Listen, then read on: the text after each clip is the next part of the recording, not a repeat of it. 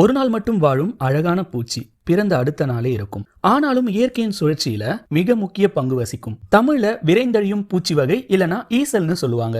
இவங்களோட வாழ்க்கை சுழற்சி நீர்ல இருந்து தான் மோஸ்டா ஆரம்பிக்குது. நிம்ப், நீர் லார்வா இவங்களோட பேபி ஸ்டேஜ். இவை நீரின் அடியில இருக்க கற்கள், மணல், செடிகள் பக்கத்துல 1 வருஷம் இல்லனா 2 வருஷம் அமைதியா இருந்து ஆல்கே, பிளான்ட் வேஸ்ட் மாதிரி உணவுகளை சாப்பிட்டு மெதுவா வளரும். வெளியில பார்க்க சாதாரண பூச்சி மாதிரி தான் இருக்கும். Next, sub imago. அப்படின்னா நிம்ப் நீர்ல இருந்து மேல வந்து முதல் தடவையா விங்ஸோட வெளியே வர ஸ்டேஜ். ஆனா இவை இன்னும் முழு மெச்சூரான அடல்ட் இல்ல.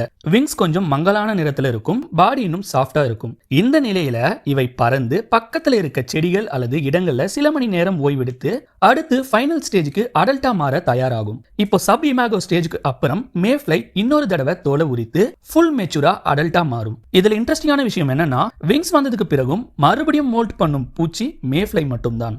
மோல்ட்னா ஒரு பூச்சி தன் பழைய வெளிப்புற தோலை உரித்து புதிய தோலுடன் வெளியே வருது. இது வளர்ச்சிக்காக நடக்கும் ப்ராசஸ். மேஃப்ளை பூச்சிகள் வளர வளர பல தடவை மோல்ட் பண்ணும். அடல்ட் ஆனதுக்கு பிறகு மேஃப்ளைக்கு வாய் சரியா வேலை செய்யாது, அதனால சாப்பிடவே முடியாது. அவைகள் நிம் ஸ்டேஜ்ல சேமிச்ச எனர்ஜியோட அடல்ட் ஸ்டேஜுக்கு வந்து செய்யக்கூடிய ஒரே வேலை ரீப்ரொடக்ஷன் மட்டும்தான். மேட்டிங் ஸ்டேஜ்ல மேஃப்ளை ஆண்கள் நீருக்கு மேல பெரிய கூட்டமாகி அப் டவுனா டான்ஸ் மாதிரி பறக்கும். பெண் மேஃப்ளை அந்த கூட்டத்துக்குள்ள வரும்போது ஒரு ஆண் அதை பின்னால இருந்து பிடிச்சு பறந்துகிட்டு மிக வேகமா மீட்டிங்க முடிச்சிடும். ஃபீமேல் மேஃப்ளை மீட்டிங்க முடிச்ச உடனே நீருக்கு மேல பறந்து போயிட்டு நீரோட மேற்பரப்புல இல்லனா நேரா உள்ள போயிட்டு முட்டைகளை விடும். சில ஸ்பீஷிஸ்ல இவை ஆயிரக்கணக்கில் இருந்து லட்சக்கணக்கான முட்டைகளை போட முடியும்.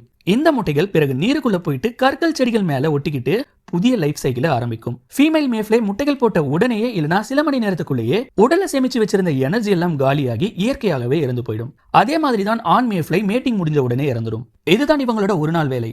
எந்த சாப்பாடும் ஓய்வும் இல்ல, பியூர் ரீப்ரொடக்ஷன் மிஷின் மாதிரி. பாத்தீங்களா இயற்கை எப்படி எல்லாம் டிசைன் பண்ணிருக்கு.